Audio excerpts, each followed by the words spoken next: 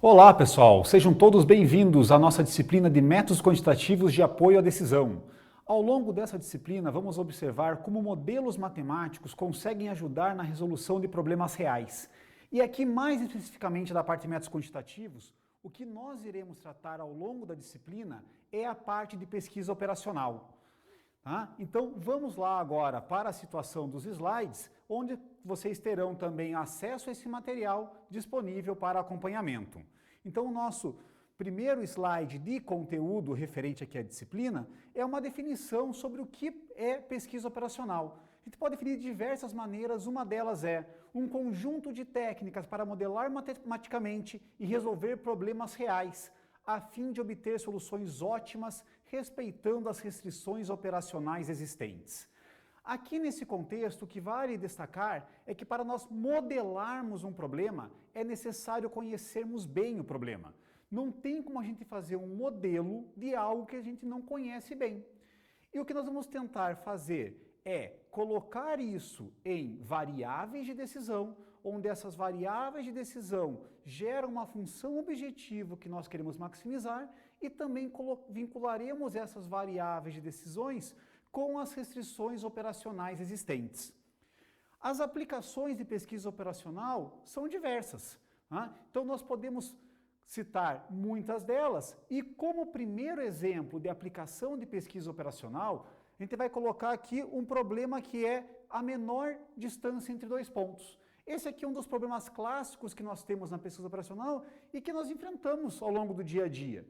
Quando colocamos lá no GPS, no Google Maps, no Waze ou em qualquer outro aplicativo disponível, que estamos em um determinado ponto e queremos chegar em outro ponto com a menor distância possível, tem um algoritmo matemático de pesquisa operacional funcionando para conseguir entregar essa resposta. Então aqui, por exemplo, se nós estamos no campus da UFPR, no Jardim Botânico, e queremos chegar no Parque Shopping Barigui, existem diversas ruas, diversos caminhos possíveis para isso. Aqui nós temos um exemplo de solução que é passar por aquele caminho ali destacado em azul, que é um caminho que tem ali o menor tempo. Nós podemos pensar tanto em distância de quilômetros como em tempo. Esse problema de encontrar a menor distância entre dois pontos, como já foi dito, é a essência do que está dentro dos programas de GPS. E nós temos problemas que são um pouco maiores que esse. Expandindo esse problema de encontrar a menor distância entre dois pontos ou o menor tempo de deslocamento entre dois pontos, nós podemos pensar um caso de uma empresa que tem diversos veículos e quer fazer a melhor rota para seus veículos de maneira a conseguir realizar as entregas em seus clientes. Então esse aqui é um exemplo de uma empresa que tem 3 veículos, 61 clientes e tem que decidir qual veículo atenderá a cada um dos clientes e em qual sequência de pontos.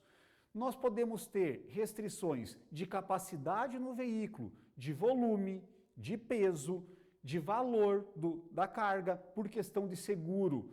Muitas vezes o veículo acaba tendo que ir com uma ocupação física menor do que a capacidade dele, mas para a seguradora poder garantir aquela carga, tem um valor financeiro limite que a carga pode ter. Nesse caso daqui, aí nós podemos ter outras restrições, como a janela de tempo em cada um dos clientes, conforme o cliente não pode receber a qualquer horário do dia, tem um horário fixo no qual tem que ocorrer a entrega, por exemplo, entre 1 da tarde e 3 da tarde. Então, nós conseguimos tratar tudo isso de maneira matemática. Essa mesma ideia de fazer melhor rota para veículos em ruas, nós podemos utilizar também para melhores rotas em centros de distribuição. O centro de distribuição tem característica muito similar a um conjunto de ruas.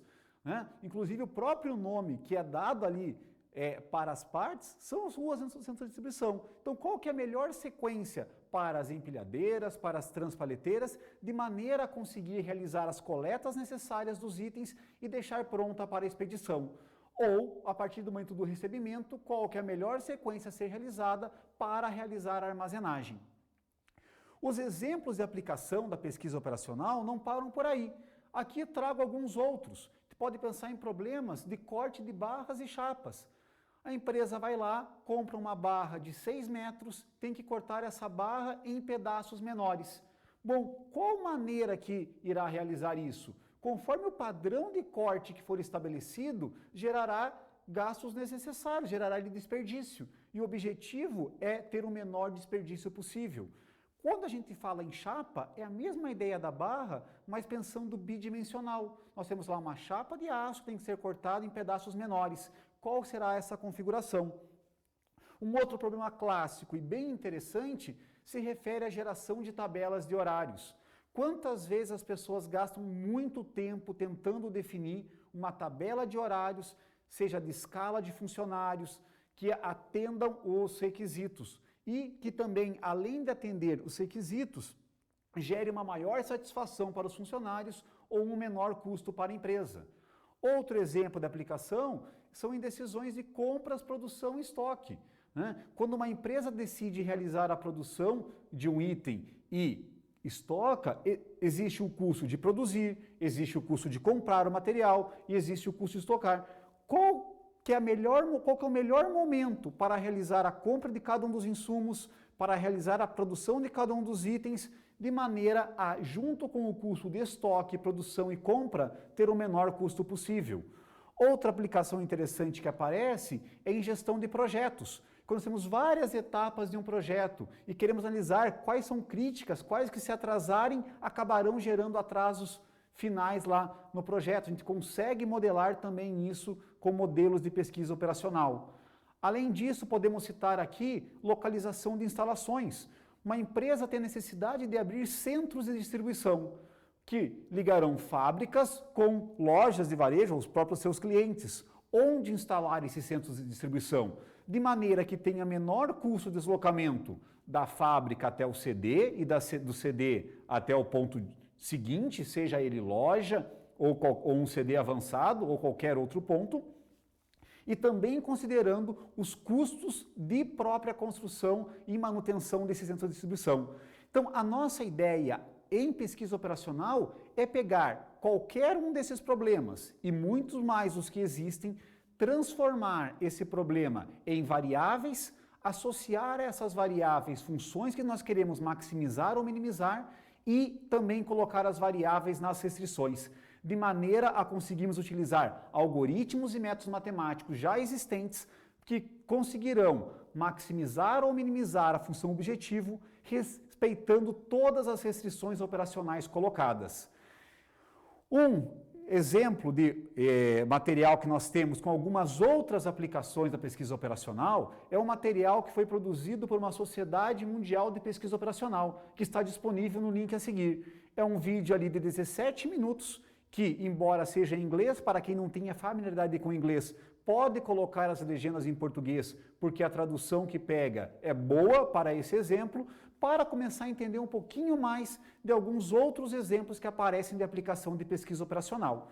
Então, com isso, nós fechamos essa parte introdutória ao que nós faremos aqui na disciplina de pesquisa operacional e, na sequência, começaremos com as nossas primeiras modelagens. Então, muito obrigado aí pela atenção nesse primeiro vídeo e nos vemos no próximo vídeo.